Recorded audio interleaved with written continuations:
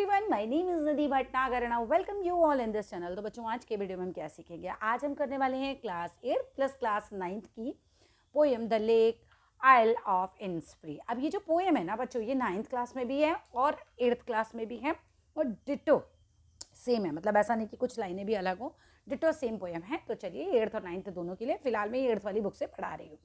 The lake of आइल, आइल का मतलब होता है द्वीप, आइलैंड समझते हो ना, वहाँ of Innisfree.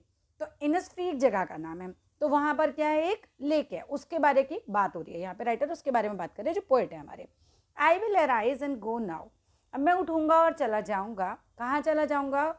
And go to Innisfree, तो मैं कहाँ चला जाऊंगा? मैं इनिस्फ्री चला जाऊंगा, मतलब उस लेक पे चला जाऊंगा। राइटर क्या है कि जैसे हर एक आदमी है ना, वो बहुत परेशान है आज के दौर में, बिजी लाइफ से, सब चीज़ों से। तो राइटर अपनी उस बचपन की जगह पर वापस जाना चाहते हैं, ये चीज़ है। सो वो कहते हैं मैं उठूंगा, I will arise and go now, और मैं तुरंत अब चला जाऊंगा।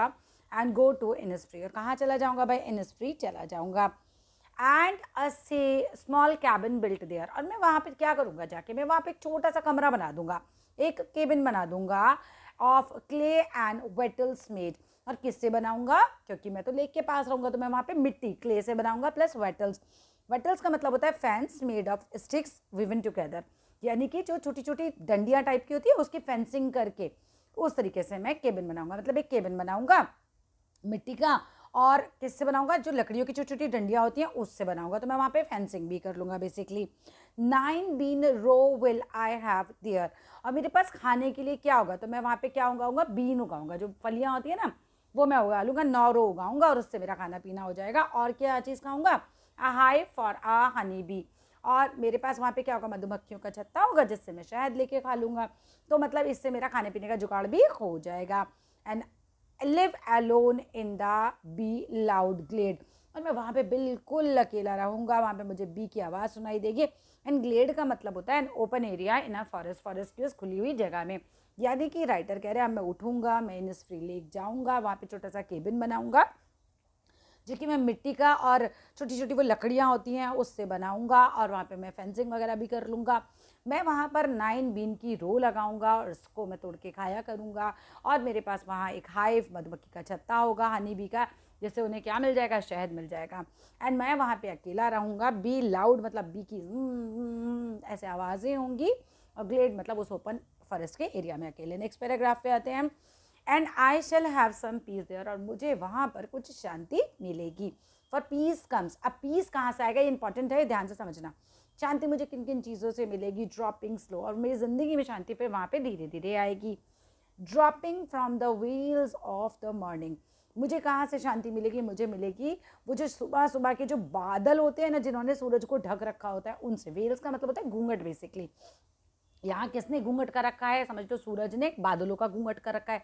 तो वो जो इस तरह की सुबह होती है ना, जिसमें बादल छाए हुए होते हैं, आप सोच के देखो, इमेजिन करो, आप एक लेक के किनारे बैठे हो, वहाँ पे है ना, बहुत प्यारा सा मौसम हो रहा है, बादल छाए हुए हैं, और हल्की सी ऐसा लग रहा है जैसे सूरज ने, आसमान ने घूंघट सा उड़ लिया, उस तरह से, उससे मुझे शांति मिलेगी। मॉर्निंग में तो उससे मिलेगी। And to where the cricket sings, और वहाँ पे क्या हो रहा है? सुबह सुबह क्रिकेट, काइंड ऑफ इंसेक्ट, और वो उसकी वो गाना गा रहे होंगे, वो बोल रहे होंगे। There midnight's all a glimmer, और वहाँ की जो रातें होंगी वो चमकदार होंगी। किससे चमक रही होंगी? सितारों की रोशनी से। And noon a purple glow, और नून में क्या होगा? दोपहर में एक पर्पल कलर का वहाँ पे ग्लो होगा। तो इस तरीके से ये कंपेयर करे जा रहे हैं कि मुझे शांति किन किन चीज़ों से मिलेगी। क्रिकेट मतलब एक स्मॉल ब्राउन इंसेक्ट है जो प्रोड्यूस करता है एक रिदम वाला जो है साउंड, उसको चिरपिंग साउंड जिसे हम बोल सकते हैं। ऑल अ ग्लिमर का मतलब होता है ग्लोइंग सॉफ्टली, धीरे धीरे सॉफ्टली वो चमक आएगी वहाँ पे। There midnight all a glimmer and noon a purple glow. And evening, शाम को क्या होगा? Full of the linnet's wings, और लिनेट जैसे अपने विंग फड़फड़ाएंगे, फुल ऑफ फ्लाइंग इंसेक्ट्स, उससे वो मेरी पूरा शाम भरी हुई होगी। वहाँ पे लिनेट जो हैं वो अपने विंग्स फड़फड़ा के घूम रहे होंगे, तो वो शाम में मुझे देखने के लिए मिलेगा, और मुझे उससे भी शांति मिलेगी। चीज़ें बताइए कि किस किस से शांति मिलेगी। तो बादल जो सुबह के टाइम पे सूरज को ढक रहे होंगे, आसमान ढक रहे होंगे, उसको देख के शांति मिलेगी। क्रिकेट के सॉन्ग को सुन के शांति मिलेगी। मिडनाइट की जो सितारों की चमक है उसको देख के शांति मिलेगी। नून में जो पर्पल ग्लो होता है उससे शांति मिलेगी। शाम को जो लिनेट पक्षी अपना पंख फड़फड़ाएंगे उससे शांति मिलेगी।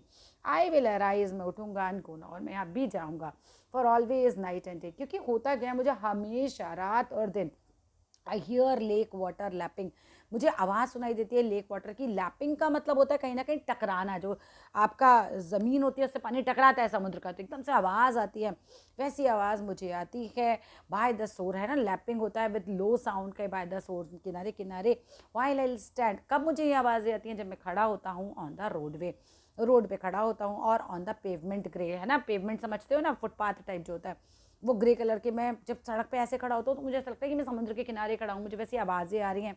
I hear it in the deep heart score, और मुझे सुनाई देता है मेरे दिल के बिल्कुल अंदर तक, हम कह सकते हैं।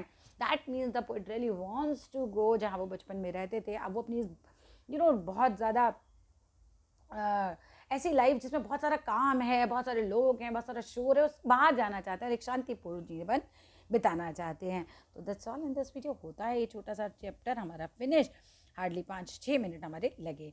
वीडियो अच्छा लगे तो लाइक करना, शेयर करना, चैनल को सब्सक्राइब करना। Thank you.